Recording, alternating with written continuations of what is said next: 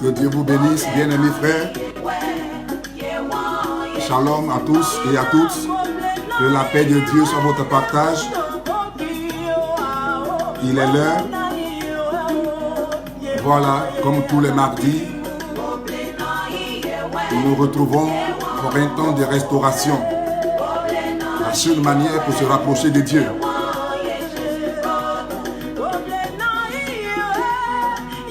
Que Dieu te bénisse.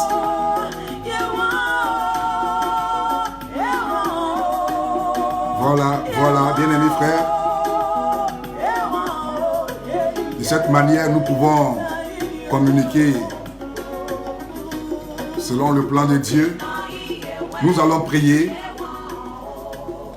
Adonai, nous te rendons grâce, que ton nom soit béni. Merci pour cette occasion que nous avons de parler en ton nom. Que des vies, Seigneur, soient ce soir restaurées, des vies soient réconciliées avec toi, et que des vies rentrent dans ton plan divin en cette année 2019. Merci de bénir ces instants, merci de m'utiliser, merci de glorifier ton nom. À toi la gloire parce que tu le fais au nom de Jésus-Christ. Amen. Bien-aimés frères, que Dieu vous bénisse. Nous n'avons pas assez de temps. Tous les mardis, à pareille heure, nous nous retrouvons. Nous avons dénommé ces mardis les mardis de restauration. Notre thème depuis de mardi 2019, l'année de la croissance. 2019, l'année de la croissance. Dieu m'a convaincu, il m'a convaincu de porter cette révélation à ses serviteurs, à ses servantes, à ses bien-aimés. Et bien-aimé, je voudrais ce soir que tu sois encore attentif. Nous sommes au troisième jour de notre étude. Le premier jour, nous avons parlé de la croissance, ce que c'est la croissance. Et nous avons vu que la croissance, c'est l'augmentation. La croissance, alors, c'est l'extension. La croissance, c'est le développement. Et si Dieu dit que 2019, c'est l'année de la croissance, c'est dire que Dieu nous met dans une position alors de développement, une position de grandeur. Alléluia. Et pour cela, nous avons vu 4 sortes de croissance. 4 sortes de croissance. Permettez-moi de faire un récapitulatif, puisque, voyez, la répétition est pédagogique. En tant qu'homme de Dieu, il est aussi important à des moments venus d'emprunter alors c'est pas de ces grands hommes suscités à donner des enseignements dans nos universités, dans tous nos lieux alors d'éducation. L'église est aussi le lieu approprié pour que l'enseignement soit donné. Nous avons dit, pour cette année de croissance, que en premier sort, pour parvenir à la croissance, il faut être en relation avec Dieu. En relation avec Dieu. Cela veut dire que nous avons la première étape de la croissance que j'ai appelée la croissance verticale. La croissance verticale, selon l'étude que nous avons eue, Jean, le chapitre 15, le verset 7, la croissance verticale qui est la croissance qui nous, alors, rapproche de Dieu. Donc, pour rentrer dans la croissance dont Dieu parle, il faut être rapproché de Dieu. Il faut être en relation avec Dieu. Il faut être un avec Dieu. Alléluia. Et donc, cette croissance révèle, je dirais, le développement de la relation de l'homme avec Dieu. Ou de l'homme entre l'homme et Dieu. Une relation qui va connaître une certaine grandeur, une certaine valeur, une certaine considération. Et quand cette relation est à ce niveau, bien aimé, Dieu serait pleinement content de toi. Je suis convaincu que si Dieu est pour toi, comme le dit la Bible, selon Romains chapitre 8, le verset 31, si Dieu est pour nous, qui sera contre nous? Bien aimés frères, voilà ce pourquoi nous avons à être en relation avec Dieu. Et cette relation, je l'ai appelée la croissance verticale. Dis-moi Amen. Et donc la croissance verticale, quand effectivement elle est vécue comme Dieu, alors l'attend, elle devient là une croissance de qualité. Et là où il y a la qualité, Dieu ne peut alors se retenir. Là où il y a la qualité, Dieu ne ferait que déployer chaque jour et chaque nuit des bénédictions. Alléluia. Dis-moi plus fort amen.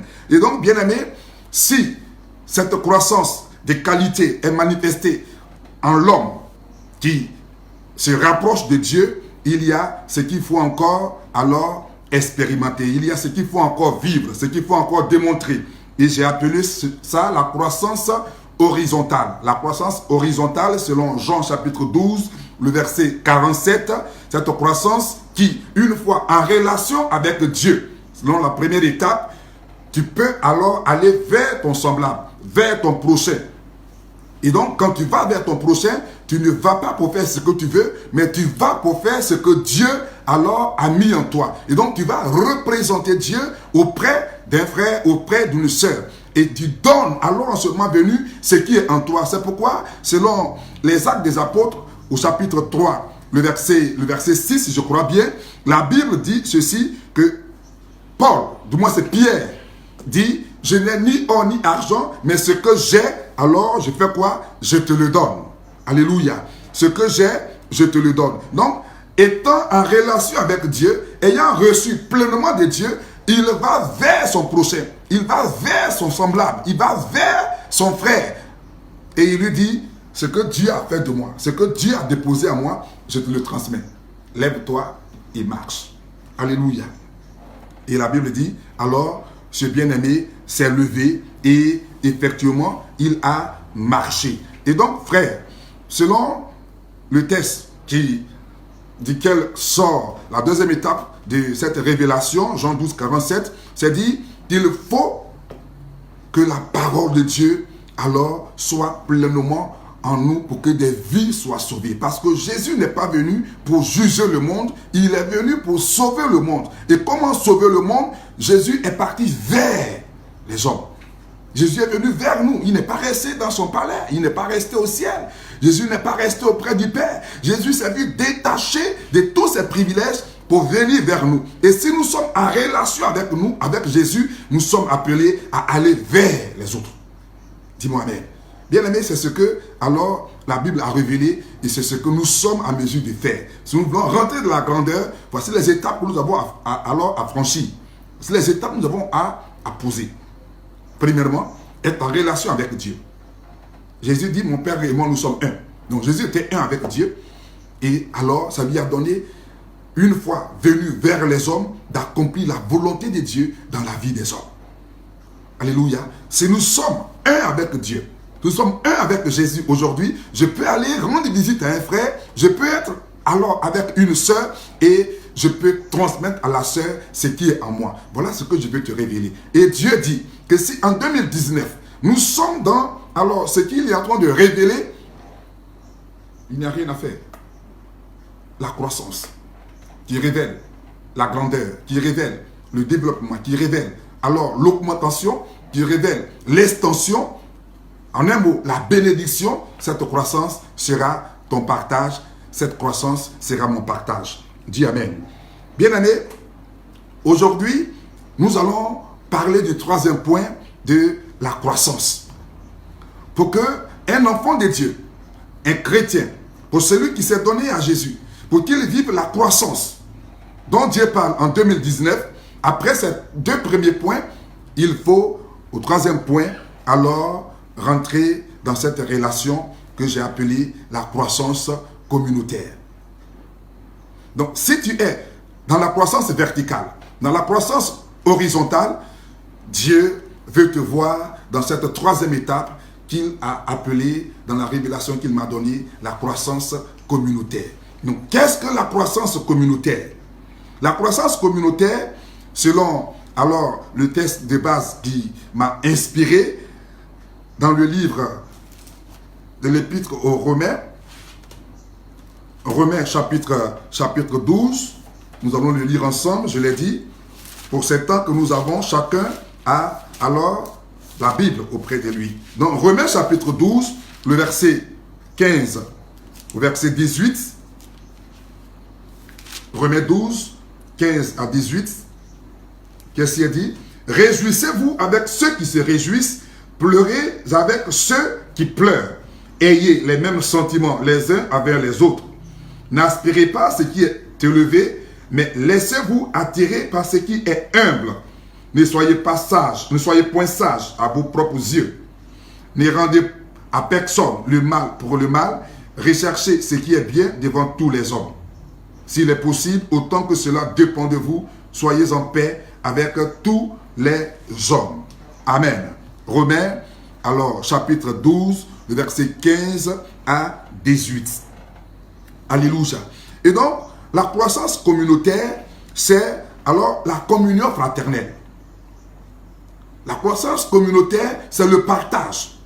La croissance communautaire, je dirais que alors, c'est une croissance qui consiste à prendre soin de ceux qui sont avec nous.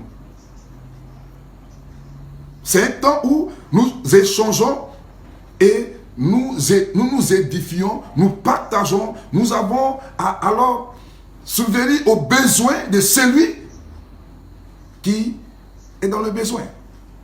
Alléluia.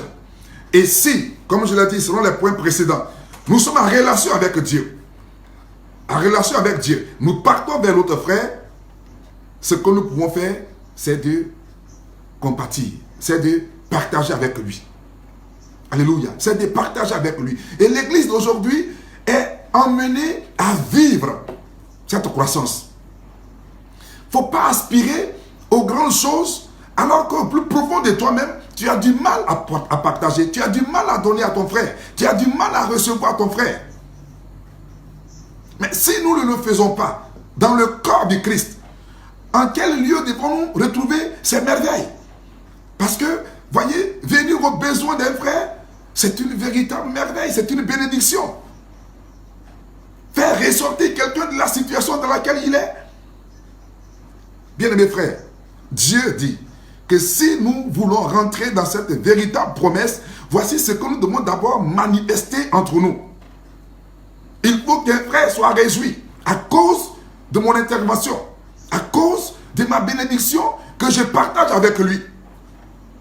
C'est ce que j'ai appelé la croissance alors communautaire. Alléluia.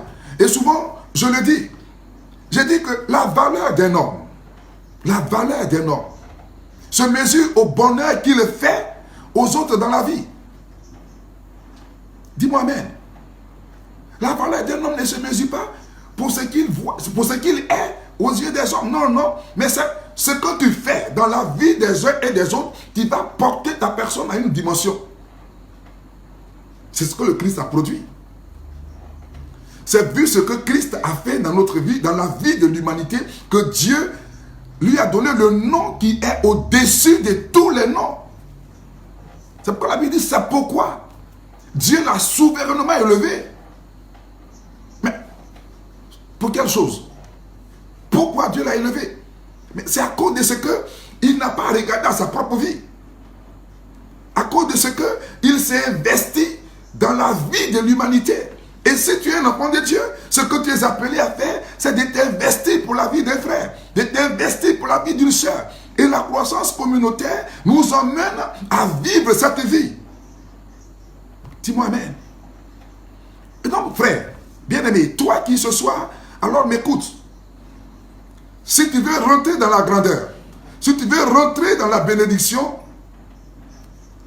il faut entretenir de très bonnes relations avec ton prochain, avec ton frère en Christ, avec l'église. Parce que c'est pour l'église que Jésus est mort à la croix. Et la Bible dit, toujours dans le livre de Romains, Romains chapitre 15, le verset 1 au verset 7, pour ceux qui prennent note, il est écrit, nous qui sommes forts, nous devons supporter les faibles, les faiblesses du moins de ceux qui ne le sont pas. Et ne pas nous complaire en nous-mêmes. Il dit, nous qui sommes forts, nous devons supporter les faiblesses de ceux qui ne le sont pas. Que chacun de nous complaise au prochain pour ce qui est bien en vue de l'édification. Car Christ ne s'est point compris en lui-même, mais selon qu'il est écrit, les outrages de ceux qui t'insultent sont tombés sur moi. Alléluia. Si nous continuons, la Bible est en train de nous révéler un grand mystère pour notre croissance, pour notre grandeur, pour notre épanouissement. Parce que le test de base de notre étude, que nous avons depuis ces 2-3 semaines, c'est Ésaïe chapitre 54, du verset 2 au verset 4. Dieu donne une parole disant, stérile, élargis les portes. Élargis déjà ta demeure, élargis tout ce que tu as. Parce que tu ne seras plus restreint, tu seras augmenté, tu seras dans la grandeur, tu seras multiplié. Mais entre nous, si le cœur de Dieu n'est pas touché, si le cœur de Dieu n'est pas touché, comment Dieu peut-il intervenir pour une personne qui est différente de la société?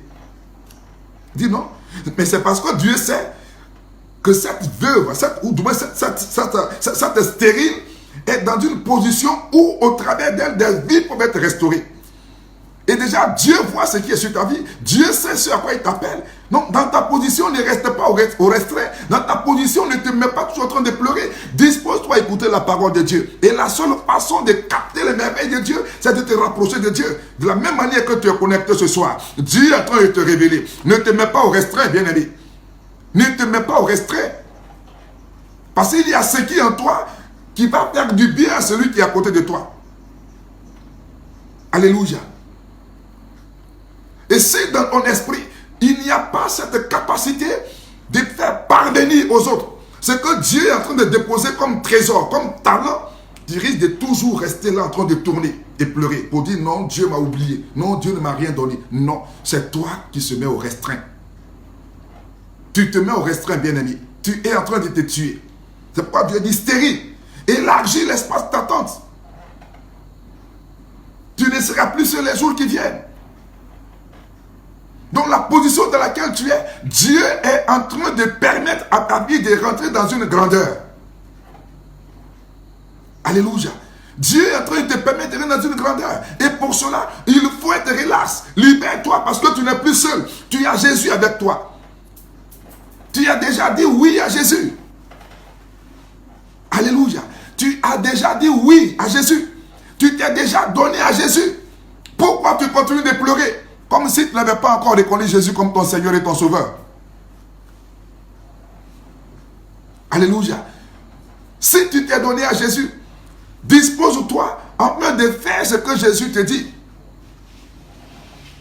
Jésus dit, maintenant que tu as sa connaissance, ne t'assois pas pour pleurer seul. Va vers un frère. Échange avec ce frère ce que tu as reçu de Dieu. Tu dis, non, bien-aimé, Dieu vient de me convaincre que de toute façon, mais voilà, moi, les données, mon temps arrive, que déjà les données vont changer. Va dire, ah bon, mais de qui tu as appris ça? Tu dis, non, Dieu vient de me convaincre. J'étais là, je pleurais, j'étais là, je dormais, mais j'ai eu une forte conviction. Non, vraiment, je suis venu te dire que ne me vois plus comme ceci. Et moi, je sais que c'est la conviction que j'ai là. Dieu va opérer un miracle. Et celui qui te voyait toujours en train de pleurer, celui qui te voyait toujours en train de te lamenter, il sera édifié et dit, ah, mais c'est toi qui dis ça, c'est que c'est fort aujourd'hui. Hein? Oui, parce que le temps est arrivé. La Bible dit, il y a un temps pour toutes choses. Et je prie ce soir que ce temps-là soit ton temps. Cette occasion de connexion que tu as là ce soir, que ce soit ton temps où tu arrêtes de te lamenter, où tu arrêtes de pleurer, où tu arrêtes d'en vouloir à ceux qui prospèrent, à ceux qui sont élevés que toi. C'est parce que ton temps maintenant arrive. Donc commence à te mettre dans cette position et dis que mon temps est arrivé. Dieu me dit de ne plus pleurer. Dieu me dit d'essuyer mes larmes. Dieu me dit de ne plus m'inquiéter. Dieu me dit que je suis aussi béni. Dieu me dit que je vais travailler, que j'aurai un enfant. Je ne suis plus stérile. Je ne suis plus pauvre. Je ne suis plus un chômeur. Parce que les données vont changer. Comment déjà à confesser cette parole, bien-aimé frère? Alléluia. Et c'est ce que Dieu révèle. Mais si tu n'as pas la connexion, si tu n'es pas en communion avec Dieu, mais comment tu peux prononcer de telles paroles? Comment tu peux te permettre dans une telle dimension? La Bible dit la foi vient de ce qu'on entend. Si tu n'entends rien de Dieu, c'est normal que tu continues de pleurer. C'est normal que tu continues d'en vouloir à ceux qui se moquent de toi. Je veux ce soir édifier quelqu'un. Je veux ce soir mener quelqu'un à prendre une ferme résolution. Ne pleure plus, bien-aimé. Ne pleure plus, ma fille. Ne pleure plus. Fils, ressaisis-toi. Parce que Dieu a porté ses regards sur ta personne. Et sa parole te dit que cette année 2019, c'est ton année. Tu rentreras dans la croissance. Parce que tu as déjà une connexion avec lui. C'est cette connexion que Israël avait avec Dieu. C'est pourquoi il dit, j'ai vu la souffrance de mon peuple, j'ai entendu les cris que lui font pousser ses oppresseurs. C'est pourquoi je suis descendu. C'est pourquoi je suis descendu. Donc Dieu est en train de descendre ce soir à cause de toi, pour que ce que tu vis soit transformé, ce qui se passe soit corrigé. Alléluia. Donc la croissance communautaire, dans cette relation avec Dieu, va te donner de te sentir à l'aise, même quand tu vas à une cérémonie et que tu n'as pas l'argent. Ça va te donner de te sentir à l'aise, parce qu'il y a un frère qui aura l'esprit de Dieu et qui comprendra ta situation. Il y a une sœur qui aura l'esprit de Dieu et qui agira en faveur. Mais si tu passes le temps pour te lamenter, pour pleurnicher, pour t'en vouloir, pour dire que tu n'es pas la belle créature que Dieu a créée. Écoute, regarde un peu cette parenthèse. Comme souvent je le dis à mes fils à l'église, j'ai dit il y a eu une cérémonie, un programme, comme on l'a fait, 12 heures de prière pour la Côte d'Ivoire dans le mois de mai, dans le mois d'avril, je crois bien, ici à Abidjan, en Côte d'Ivoire. Un programme pareil s'est organisé, et puis, alors c'était des internationaux qui étaient là, il y avait des gens qui étaient venus de tous les pays, et voyez, la cérémonie était tellement, voyez, très bien organisée, que chacun avait sa place. Il y avait des chaises, les gens étaient assis. Et il y a une sœur qui s'est retrouvée dans la loge, alors, des Européens. Là où elle était un peu éloignée, mais juste devant elle, il y avait alors des Européens qui étaient là, des Blancs, comme on le dit. Et le dirigeant qui insistait à chaque fois, saluez-vous, dis bonne arrivée à ton frère, dis bonne arrivée à ta soeur, il faut bénir ta soeur, il faut bénir ton frère. Et à chaque fois, le peuple était en mouvement, c'était la joie. Certains prenaient ça comme, alors, quelque chose de, voyez, de familier, il faut toujours faire ça, bon, on fait ça, on est habitué à ça, ainsi de suite. Mais certains ont pris ça, voyez, de tout leur cœur, ils ont commencé à saluer, à embrasser des frères, ainsi de suite. Et puis, à un moment venu, le dirigeant insiste, et puis il dit, souris à ton frère, souris alors à ton voisin, souris à ta voisine.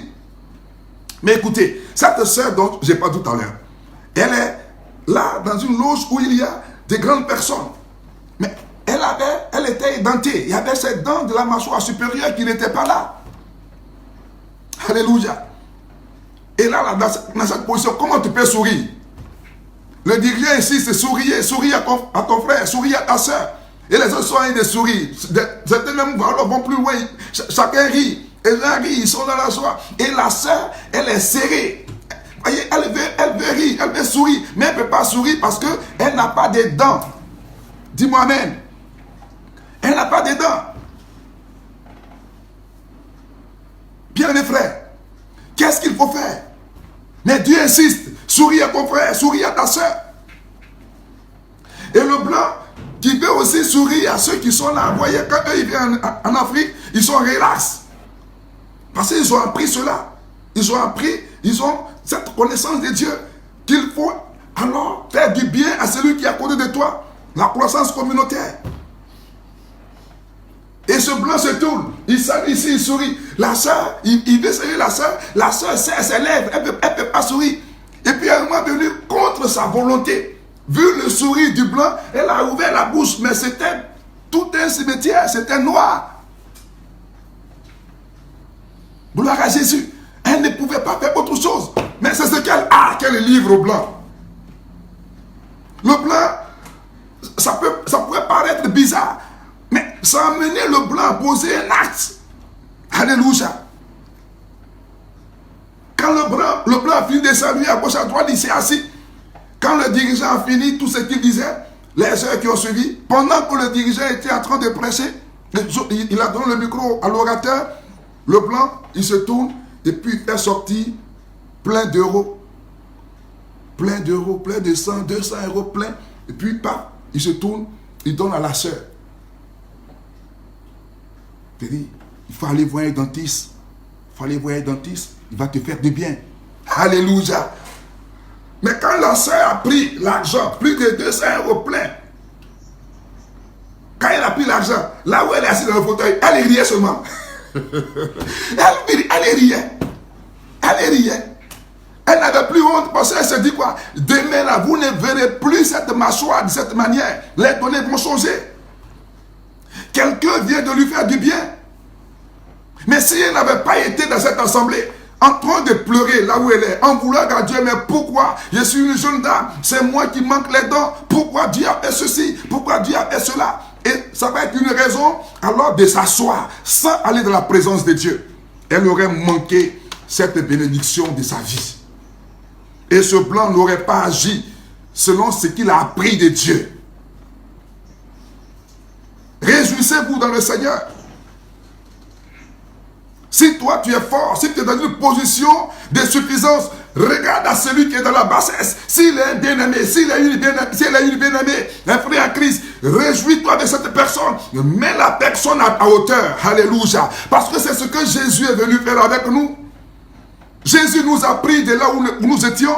Jésus est venu nous trouver dans la bassesse. Nous qui n'avions pas droit de bénédiction. Nous qui n'avons pas droit à la richesse.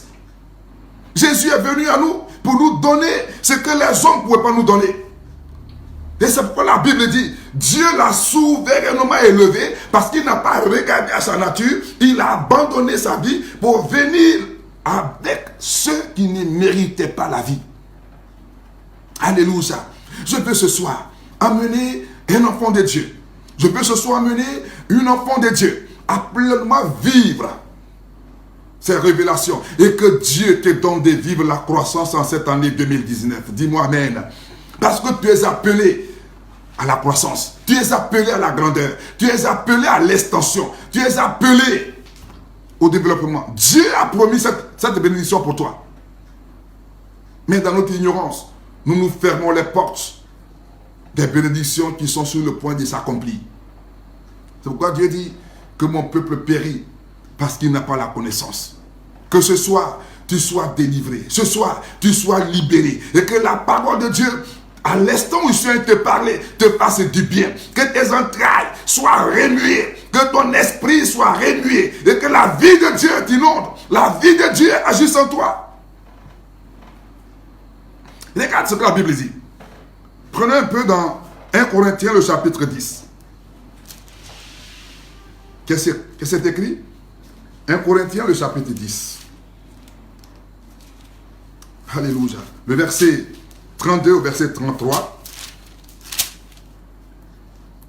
Il dit, ne soyez en scandale ni aux Grecs, ni aux Juifs, ni à l'église de Dieu. De la même manière que moi aussi, je m'efforce en toutes choses de complaire à tous, cherchant non mon avantage, mais celui du plus grand nombre, afin qu'ils soient sauvés. Paul dit, ne soyons pas en scandale à cause de notre spiritualité. Ne soyons pas en scandale à l'église de Dieu. Ne soyons pas en scandale aux païens. Ne soyons pas en scandale aux bien-aimés qui viennent dans l'église à cause de notre spiritualité. On ne peut plus nous toucher. On ne peut plus nous visiter. On ne peut plus nous appeler. Frère, mais si tu ne te rabaisses pas au niveau de celui-là qui n'a pas alors cette connaissance que tu as, comment rentrera-t-il dans cette connaissance que tu as? À cause de tes biens matériels. Certainement tu dors dans une villa, dans un duplex, une grande villa, et l'autre qui est bien aimé, il est dans une maison en bois, quelque part. Pas les bois en Europe, mais bois ici en Afrique. Parce que ici en Afrique, quand on dit que tu dors dans la maison en bois, c'est que tu es vraiment dans la bassesse. C'est que tu es dans la précarité. Parce que le bois même dans lequel tu dors, quand toi-même tu veux prêter à quelqu'un, il faut après une révélation.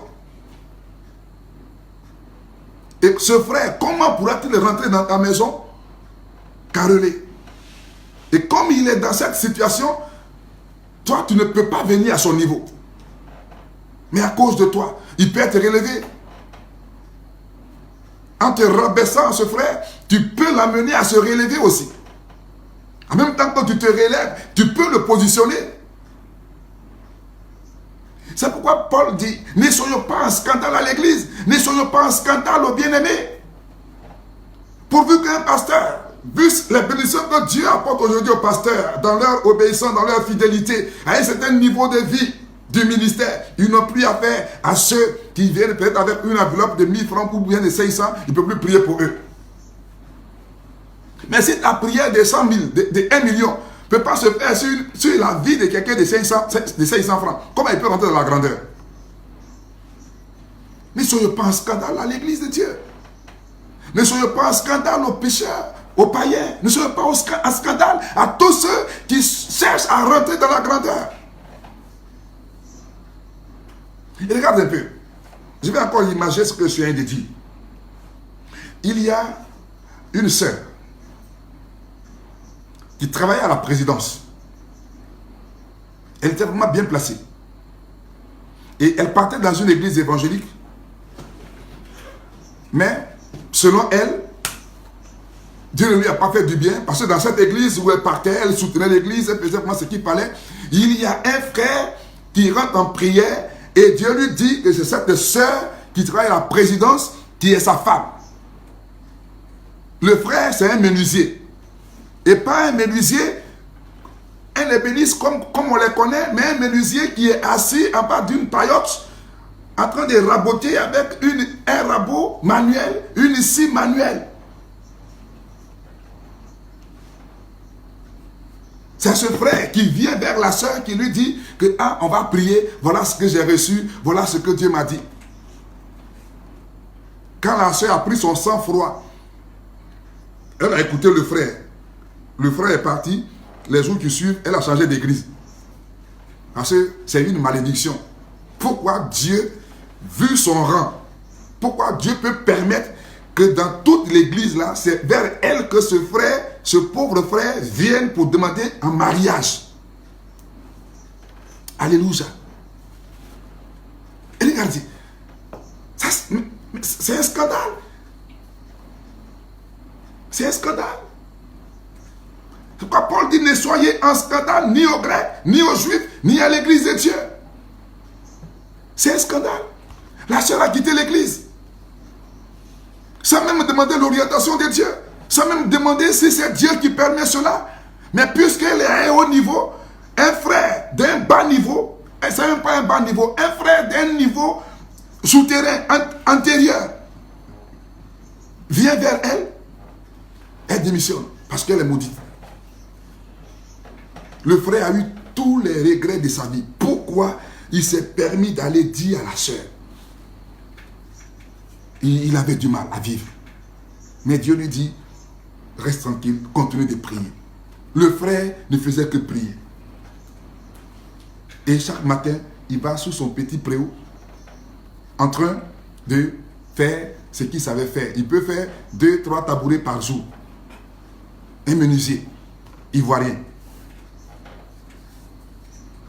Alléluia. Et donc, frère, cette sœur que Dieu voulait certainement élever est en train, de par son manque de connaissances, en train de se rabaisser, en train de s'enterrer. Et laisse-moi te dire que les mois qui ont suivi, l'année n'est même pas achevée que la sœur a été renvoyée à la présidence, de la présidence. Elle a été renvoyée. Et cela a duré 2 ans, 3 ans. La sœur a épuisé toutes ses économies. Elle n'avait pratiquement plus rien.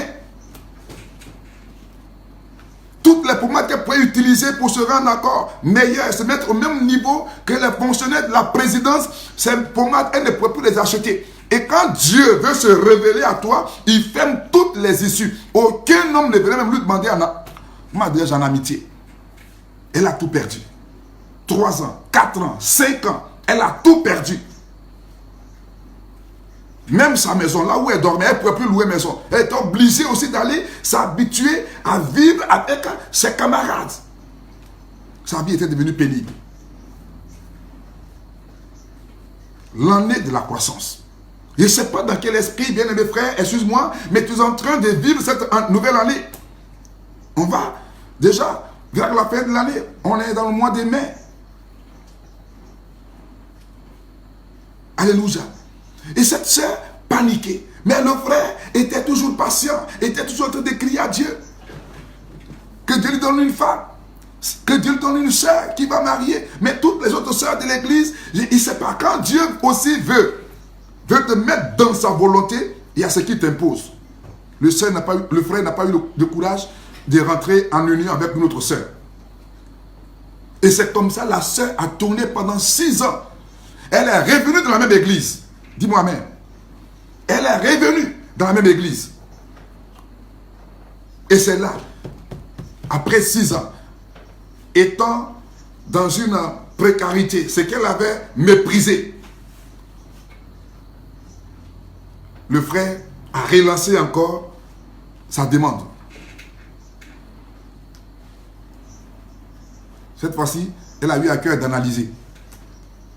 Et pendant ces 6 ans, le frère aussi n'a pas connu une croissance, il n'a pas connu une grandeur. Il était toujours à ce même niveau de 2 tabourets par jour, 3 tabourets, si c'est trop, un banc. Quand il pleut, il ne peut pas travailler. Pourtant, c'était grand menuisier.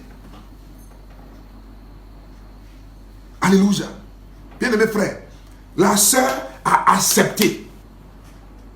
Et le frère, avec tout ce qu'il avait comme maigre moyen de vente des bancs, vente des tabourets, vente des chaises, tout, il a pu alors, par la suite, faire la dot alors de sa future épouse. Dans la 7e année,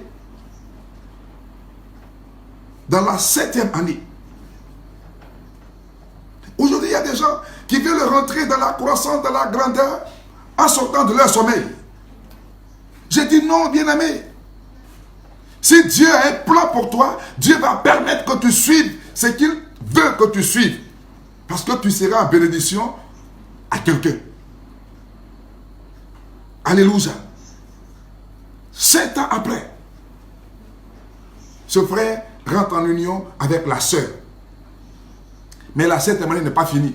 Ils ont rappelé la sœur à la présidence. Ils ont rappelé la sœur à la présidence. Les gens ont vu alors un licenciement abusif.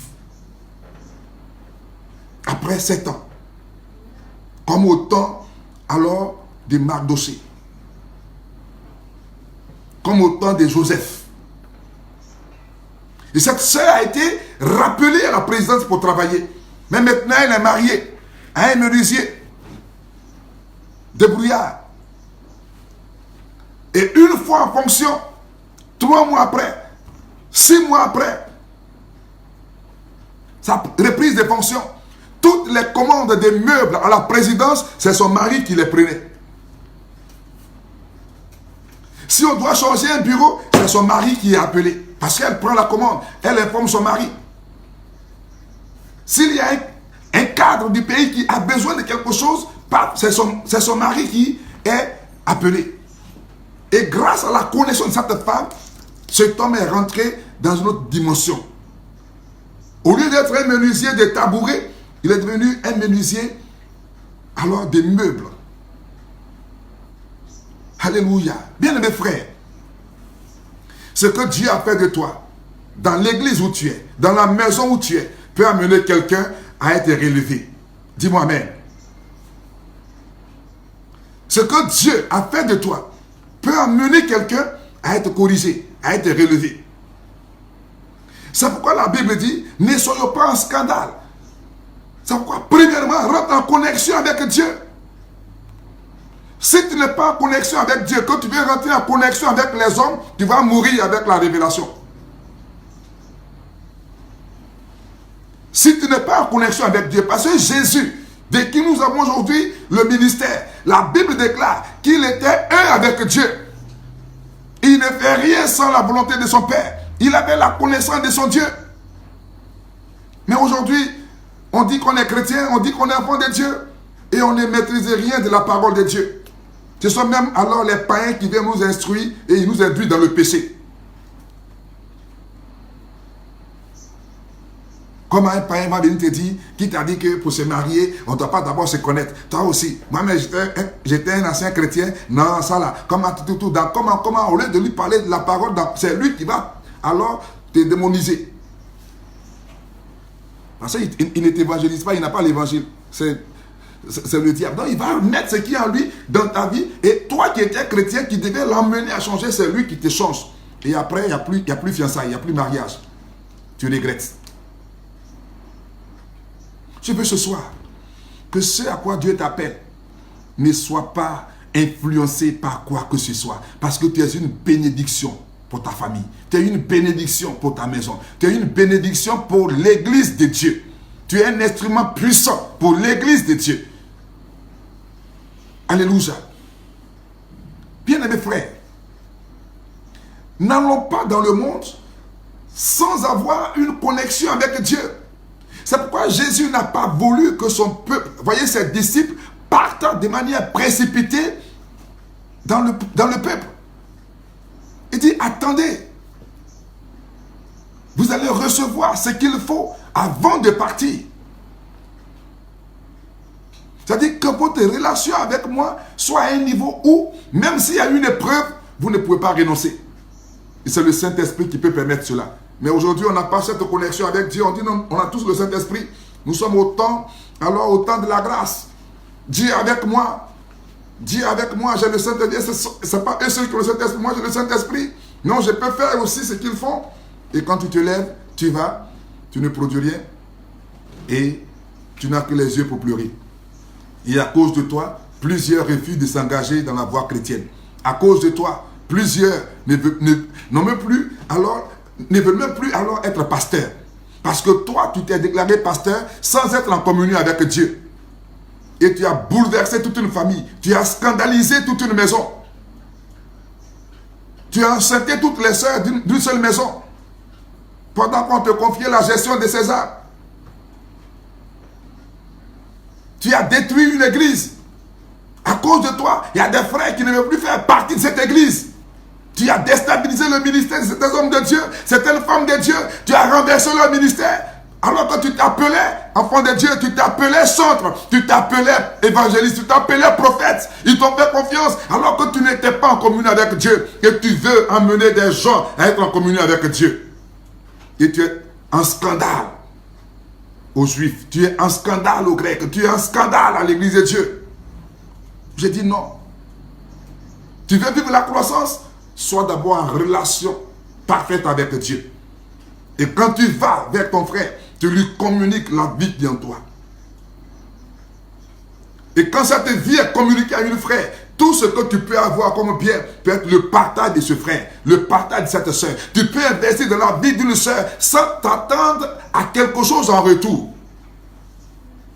Malheureusement, si tu as aidé une soeur, c'est pour que demain tu puisses avoir des rapports avec elle. Si tu es trop en compagnie d'un frère, c'est parce que tu t'attends à quelque chose qui te choisisse comme sa fiancée. J'ai dit non. C'est pas ce que tu as appris de Jésus. Est-ce que tu as été en relation avec Jésus, bien-aimé frère? Est-ce que tu as été en rapport avec Jésus? C'est pourquoi Paul dit ne soyez pas un scandale. Alléluia. Prenons le chapitre 12. 1 Corinthiens 12, le verset 26. 1 Corinthiens 12, le verset 26. Qu'est-ce que c'est écrit? Il dit, et si un membre souffre, tous les membres souffrent avec lui. Si un membre est honoré, tous les membres se réjouissent avec lui. Dans le corps de Christ, il y a une harmonie. Il y a une complémentarité. Il y a une assistance mutuelle. Si nous sommes individuellement en relation avec Dieu et que nous nous retrouvons, ce que nous avons alors est partagé. Ce que nous avons est partagé. Donc je ne peux pas être en relation avec Dieu et apprendre qu'un frère a chuté et ça va être ma joie. Ah, il n'a pas dit c'est lui qui est chrétien ici. À cause de lui, on ne dort pas. C'est bien fait pour lui. Quand on s'en sort, c'est lui qui parle en langue. C'est à lui seul Dieu parle. C'est à lui seul Dieu parle. Et ça va être un sujet de réjouissance. Mais c'est un scandale dans le corps du Christ. Dieu dit que si un membre souffre, l'autre aussi souffre. Et regarde notre corps. Dieu donne une image parfaite de notre organisme. Bien aimé frère, si tu es appelé à vivre la croissance dont Dieu parle en 2019, il faille au préalable être lié par ces différentes étapes. Alléluia. Il faut être lié à ces différentes étapes. Sois une bénédiction pour ton frère. Sois une bénédiction pour ta soeur. Ne sois pas un scandale. Alléluia. Ne sois pas un scandale. Et ce soir, je veux t'inviter, bien-aimé. Je vais t'inviter, selon que l'apôtre Paul nous le révèle davantage, dans cette première épître aux Corinthiens, il dit au chapitre 11, le verset 28 à 29, qu'est-ce qu'il dit? Il est écrit, 1 Corinthiens chapitre 11, verset 28 à 29.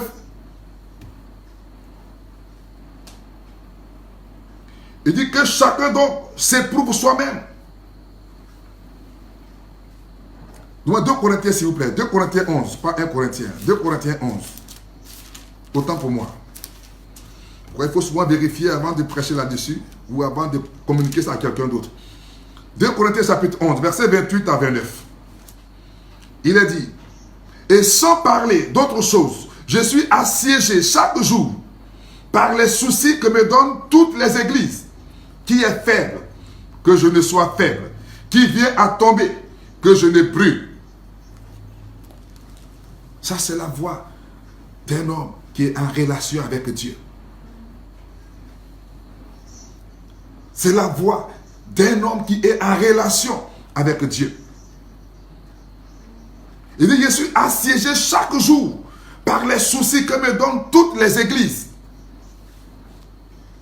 Parce que certainement quelqu'un serait dans une disposition dans laquelle Dieu ne la voit pas. Mais en tant que père, devrais-je me réjouir? En tant que responsable, en tant qu'ancien, devrais-je me réjouir? Il dit non. Bien-aimé, dans le corps de Christ, ne prenons pas les faiblesses des autres pour démontrer notre force. Mais que les faiblesses des autres nous emmènent à être aussi faibles. C'est-à-dire les prendre de là où ils sont. Nous ne venons pas pour les écraser. Ce soir, ce n'est pas dans le but de faire de toi la pécheresse sur la terre. Ce n'est pas dans le but de faire le pécheur sur la terre. Mais c'est dans le but de t'emmener à rentrer en connexion avec Dieu et que tu participes à cette grande croissance à laquelle Dieu t'a appelé. Parce que tu es appelé à la croissance. Tu es appelé à la croissance. Tu n'es pas appelé à la traîne. Tu n'es pas appelé à rester en arrière. Dieu a fait de toi une bénédiction. Et je veux que par ce ministère, là où tu es, tout soit révélé en toi, tout soit réveillé en toi, tout soit corrigé en toi et que tu rentres dans cette bénédiction. Parce que Dieu dit, stérile, réjouis-toi. Il n'a pas dit stérile, tu seras enterré. Il n'a pas dit stérile, tu seras abandonné. Il dit stérile, réjouis-toi. Je vais venir vers un frère qui est affaibli quelque part. Je vais venir vers une sœur qui est alors en pleurs, qui est dans un état de désolation, que ressaisis-toi, car 2019, c'est ton année. Si les hommes t'ont abandonné, si les hommes t'ont délaissé, le Dieu d'Israël que je révèle, le Dieu de Jérusalem que je prêche, est un Dieu qui donne à ses serviteurs et à ses servantes de se relever. Et lui, il est glorifié. Par tes faiblesses, Dieu permet ce soir que tu sois fort. Parce que tu t'es présenté à lui en tant que faible. Il se présentera à toi en tant qu'un Dieu qui est capable de transformer tes faiblesses en force. Ce temps est arrivé. C'est le temps de Dieu pour toi. C'est le temps de Dieu pour toi, bien-aimé frère. C'est le temps de Dieu pour toi. C'est le temps de Dieu pour toi. C'est le temps de Dieu pour toi. Ressaisis-toi, frère. Ressaisis-toi, bien-aimé. Ressaisis-toi et reviens dans la révélation. 2019, c'est l'année de ta croissance. Dis-moi amen. 2019, c'est l'année de ta croissance. 2019, c'est l'année de ta croissance. Parce que Dieu veut t'associer aux grands de cette nation. Dieu veut t'associer aux bénédictions de cette nation. Alléluia. Le Dieu que je prêche, je peux te dire que si on te révélait la première image dans laquelle Dieu s'est révélé à moi, peut-être que j'allais m'asseoir comme toi pour pleurer. Mais Dieu a un plan pour toi. Et même qu'il avait un plan pour moi. Dieu a un plan, avait un plan pour Moïse. Dieu avait un plan pour Joseph.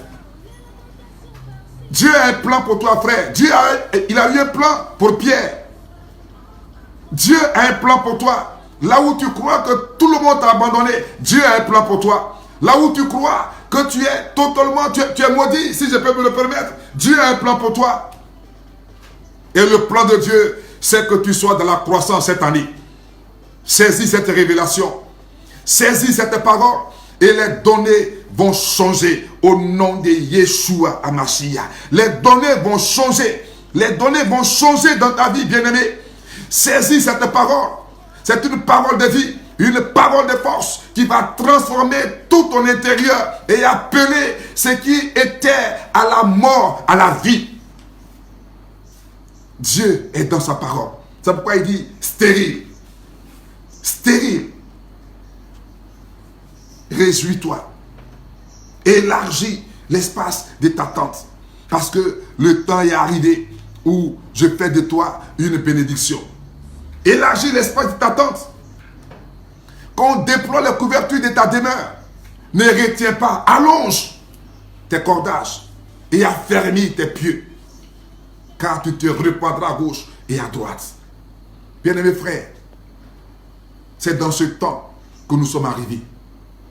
Le temps de Dieu, où la promesse est toujours manifestée. Alléluia. Donc ce soir, je vais édifier quelqu'un. Je vais ramener quelqu'un à rentrer dans cette grande révélation. Parce que Dieu ne t'avait pas abandonné. Alléluia. Dieu ne t'avait pas abandonné. Dieu ne t'avait pas délaissé. Je prie ce soir que cette grâce de Dieu soit manifestée sur ta vie. Je prie ce soir que cette grâce de Dieu se répande sur ta vie. Je prie ce soir que cette grâce de Dieu soit manifestée dans ta vie. Nous allons prier le Seigneur. Merci Jésus. Adonai, que ton nom soit glorifié. Que ton nom soit béni pour ce que tu fais de tes enfants que nous sommes. Nous nous sommes dit que nous étions abandonnés. Que qu'est-ce que 2019 fait pour nous apporter? Mais tu nous dis ce soir que nous devions être en relation avec nos frères. Nous devrions revenir auprès de ceux qui sont dans la bassesse, auprès des démunis, auprès de ceux qui n'ont pas encore la connaissance, afin qu'ils rentrent dans cette connaissance. Que ce soit un frère soit édifié, une sœur soit édifiée, que ce soit quelqu'un soit totalement relevé de sa position et qu'il rentre dans cette promesse, comme tu l'as dit à la stérile, qu'il en soit ainsi ce soir pour toi, maintenant et dans la suite, au nom de Jésus de Nazareth. Dis Amen.